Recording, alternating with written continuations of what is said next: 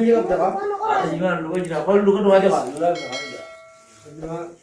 Apa nih? Busi jualan. Main gitu kan. Busi jualan jadi tak. Bisa kayaknya Berarti mungkin kena berarti tidak. Apa dulu? Masa? Fudu. Kita ngobrol dua apa saya berarti dari ngobrol kita kan ngobrol besi bisu tahu jira. Maju kan.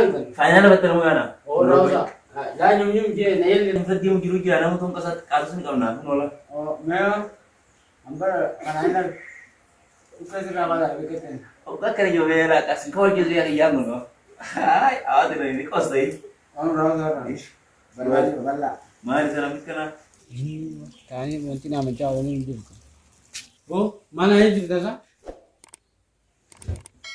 enggak mana itu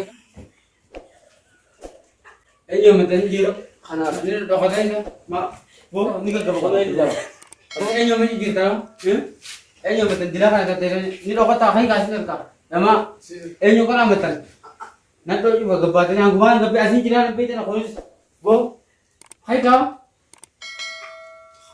Sasi hotel, anak saya hotel. si Atis berkanya sungguh gimana jadi beda. Gagabi isi or siapa nusain gagabi mi.